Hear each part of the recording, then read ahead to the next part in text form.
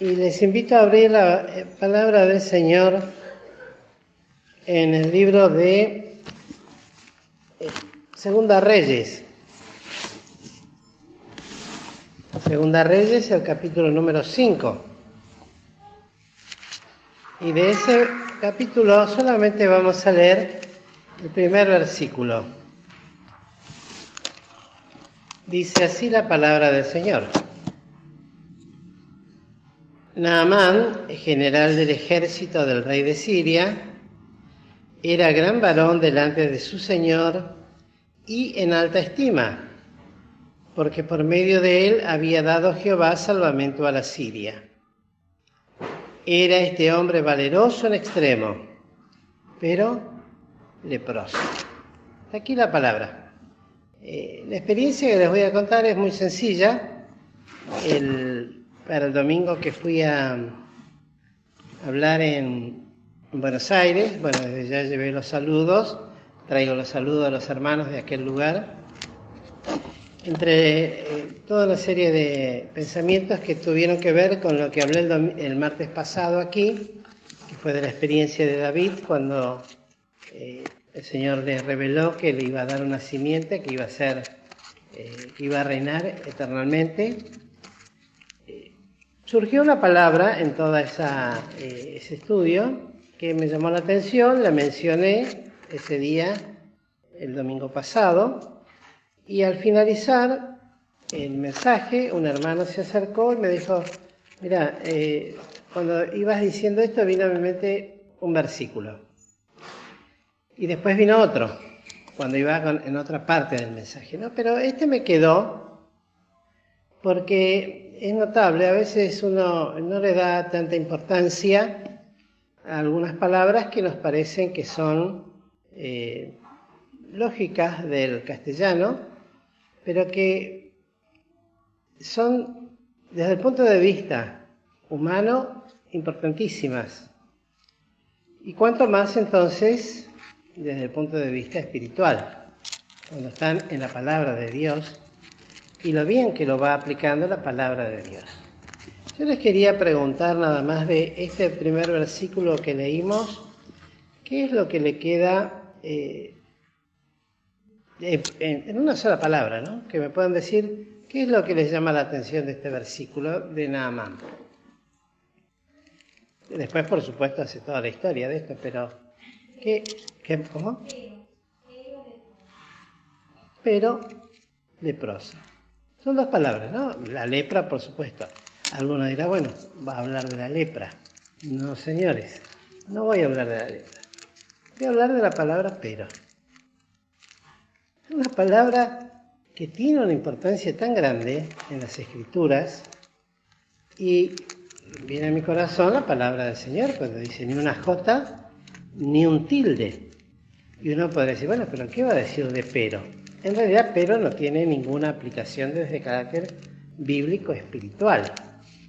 Pero sí en lo que hace a la unión entre dos oraciones, que puede ser entre una conversación, o puede ser una declaración, puede ser una enseñanza o algo que uno va diciendo.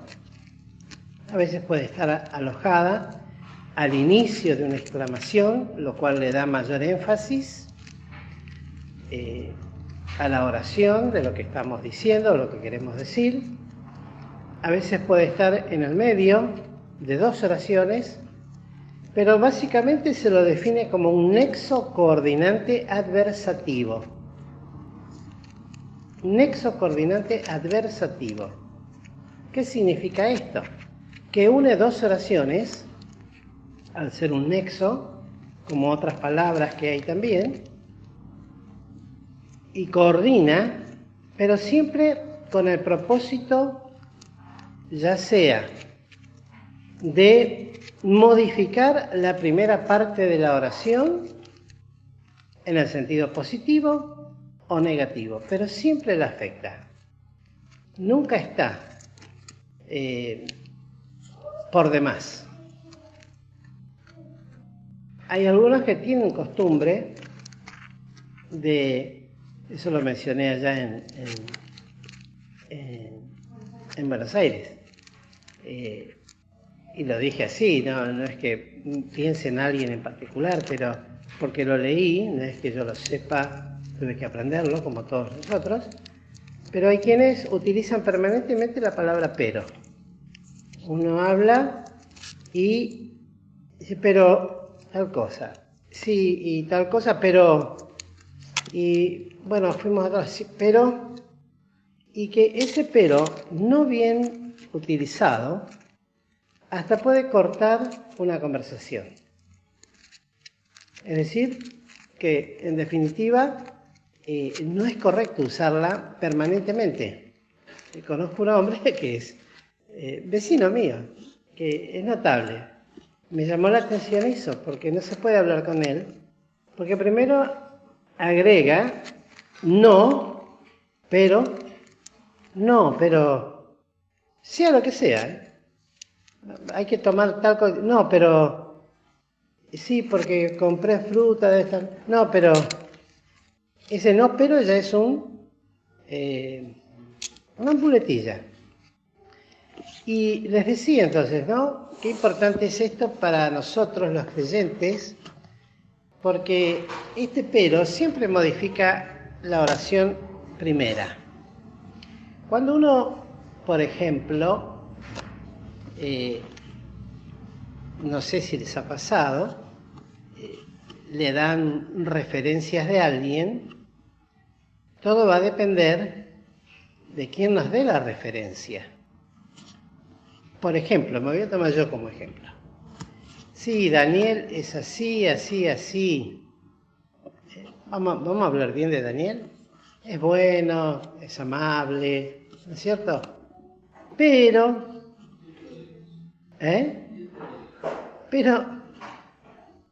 también es muy ácido, muy cargoso. ¿Y qué es lo que queda? ¿La primera o la segunda parte de la oración? La segunda. ¿Y qué tal si uno dice, sí, tiene un carácter feísimo, muy fuerte carácter, pero nunca pensaste que puede ser así por lo efusivo que es, por lo fogoso que es? ¿Qué queda de eso? Efusivo. Entonces fíjense la importancia de ese pero, que la palabra de Dios la utiliza muchísimas veces. Yo busqué algunos nada más. Uno de ellos, por ejemplo, es cuando David hablaba de su propia experiencia, y lo podemos leer, a ver si...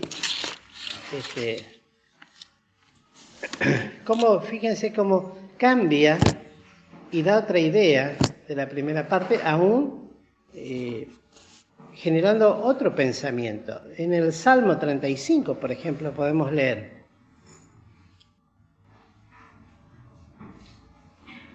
desde el versículo 13 podríamos leer. Dice, mas yo cuando ellos enfermaron, me vestí de saco, afligí con ayuno mi alma, y mi oración se volvía, para batir mi alma. Mas yo cuando ellos se enfermaron, me vestí de saco, afligí con ayuno mi alma, y mi oración se revolvía en mi seno, como por mi compañero, como por mi hermano andaba, como el que trae luto por madre, enlutado me humillaba. Pero ellos se alegraron en mi adversidad y se juntáronse contra mí gentes despreciables, y yo no lo entendía. Despedazábanme y no cesaban, etcétera, etcétera. Fíjense cómo cambia ese pero de una oración que va trayendo el salmista, una experiencia personal de sentirse compañero del dolor de aquellos que él lo define así, tanto de aquellos del compañero como de los otros, ¿no? Ellos se enfermaron, yo me vestí de saco, dice, hizo luto con ellos. Pero ellos no hicieron lo mismo con nosotros. Dos oraciones que se oponen totalmente y que cambian. Por supuesto nos queda esta otra experiencia del salmista, en un sentido como describe negativamente la experiencia que tenía que vivir en relación con los demás. También la utiliza la palabra de Dios cuando habla de los siervos, entre siervos. Fíjense en Timoteo. El apóstol Pablo cuando habla a Timoteo. En 2 Timoteo, el capítulo 3,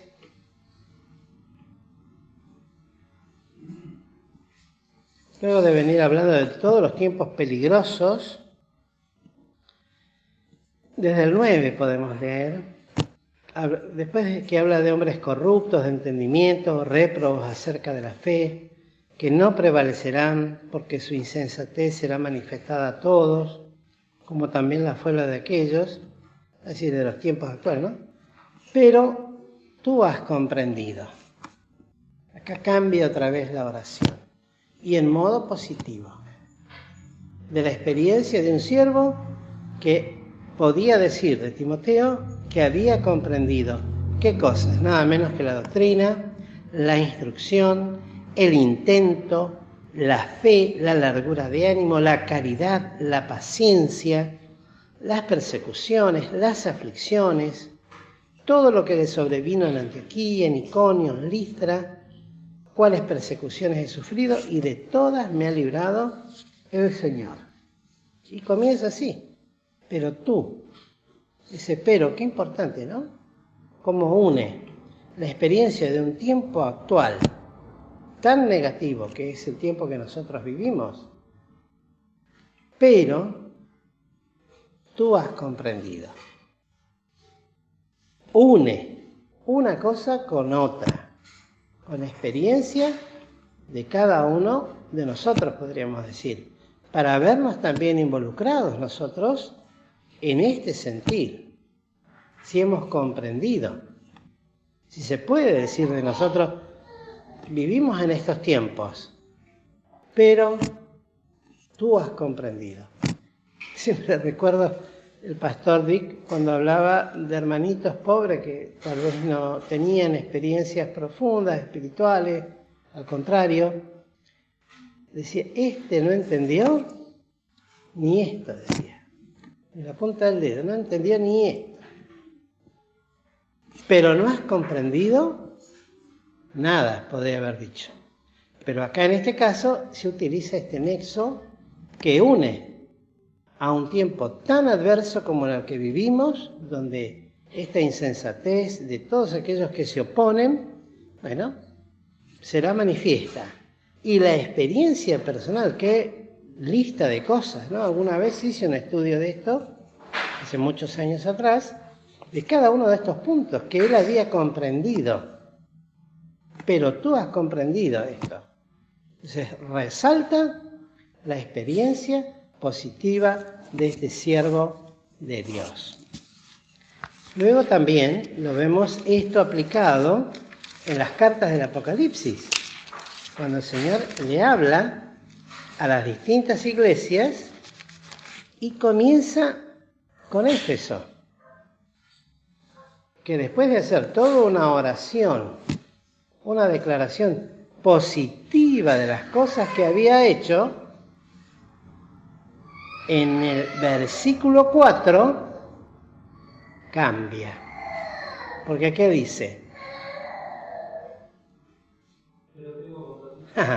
pero está bien, había trabajado, había sufrido, había tenido paciencia, trabajado mucho y no había desfallecido. Pero, y cuando nosotros hablamos de la iglesia de Éfeso, si resaltamos algo que siempre lo hacemos, ¿qué aspecto es? Este pero. Es lo que impacta. La otra parte, bueno, nos queremos sentir identificados, por lo menos en ese sentido de ser paciente, de ser esto, lo otro, trabajador. Pero esa otra parte nos golpea fuerte. Y no quisiéramos tener esta. Hasta podemos llegar a orar, Señor, que no se cumpla este texto en mi vida. Que no se cumpla este texto en mi vida. Que el Señor me tenga que decir, pero... Qué experiencia, ¿no? Escuchábamos un ratito, por lo menos pude llegar a escuchar el mensaje del domingo que habló Fernando y decía esto, ¿no? Cuando terminaba de hacer una muestra a través de una biopsia, ¿no? Es decir, a ver cuál es la experiencia que tenemos como la esposa amada con el Señor. Y bueno, una de estas cosas quisiéramos que no esté en los análisis de sangre, por ejemplo. Pero está esto. La utiliza una vez más. Luego lo vuelve a utilizar en Esmirna, pero en el sentido contrario. Porque en Esmirna dice, yo sé tus obras y tu tribulación y tu pobreza. La iglesia perseguida, muerta, asesinada, perseguida por el testimonio de Jesucristo. Pero tú eres, ¿qué cosa? Lo que nos queda es esta riqueza que el Señor reconoce en esta experiencia. Sí, la tuvo que sufrir y la sufre, y hay muchos hermanos, pero resalta la experiencia positiva acá del Señor en este pero. Así como en la anterior, tengo contra ti, acá dice, pero tú eres rico. Otra experiencia más, del cual nosotros quisiéramos. Ojalá, Señor, este texto se cumpliera en mí. Que el Señor pudiera decir, tú eres rico. ¿En qué sería rico?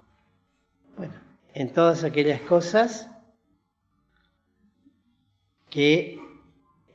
por las cuales padecía por el testimonio de Jesucristo. Una riqueza que el Señor se la habrá de otorgar y dar el día cuando entregue todas las cosas. Después se lo vuelve a decir a Pérgamo, en el versículo 14. Pero tengo unas pocas cosas contra ti.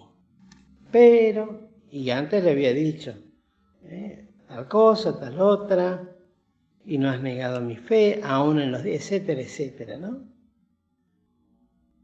Y en el versículo 24, y hay otra palabra, a Tiatira, cuando dice, más tengo, ese más también es otra de las palabras nexos coordinantes adversativos. Más tengo esto contra ti, que agrega algo más. Y en el versículo 24 luego dice, pero yo digo a vosotros, y habla de aquellos que no ensuciaron sus vestiduras ni conocieron las profundidades de Satanás. Y por último, luego de pasar por Sardis, cuando dice, y si no velares, en el capítulo 3, verso 16, cuando le habla a la Odisea, le dice al testigo fiel y verdadero, ojalá fuese frío o caliente, mas eres tibio. Por lo cual, o podríamos decir, pero eres tibio. Entonces, qué palabra importante para nosotros esto, para aplicarlo. Y aún también, para que nos quede como último pensamiento, como manera, porque decíamos, siempre nos queda la última parte de toda frase. Bueno, para que nos quede esto como pensamiento final. En Hebreos capítulo 10, versículos 11, 12 y 13, dice. Así que todo sacerdote se presenta cada día ministrando y ofreciendo muchas veces los mismos sacrificios que nunca pueden quitar los pecados. Pero éste, habiendo ofrecido por los pecados un solo sacrificio para siempre, está sentado a la diestra de Dios, esperando lo que resta, hasta que sus enemigos sean puestos por estrado de sus pies.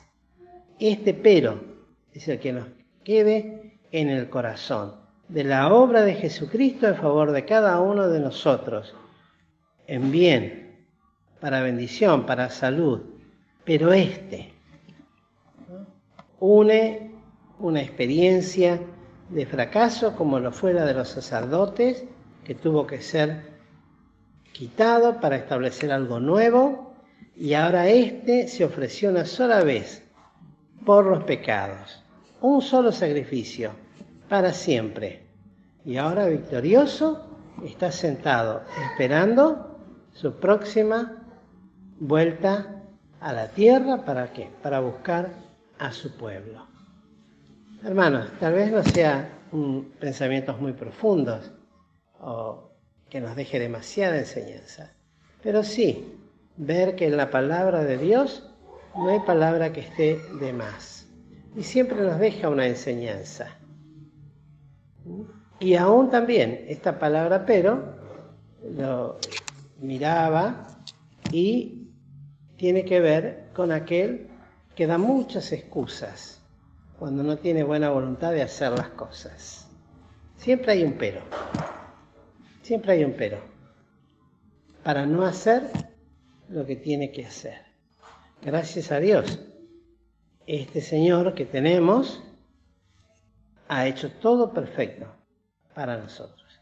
Y quiera Dios que en un tiempo tan difícil, nosotros, como dice, pero tú has comprendido. Y que en base a esa comprensión podamos vivir para servir y agradar a aquel que nos quiso y nos salvó y se entregó a sí mismo por cada uno de nosotros. Que el Señor nos bendiga. Estos sencillos pensamientos, una experiencia personal, digo, no es un estudio, no es un devocional demasiado meduloso, pero sí que a mí me impactó cómo una cosa puede ser inmediatamente modificada con una sola palabra, y aún en nuestra experiencia también. Que el Señor pues nos bendiga, queridos hermanos.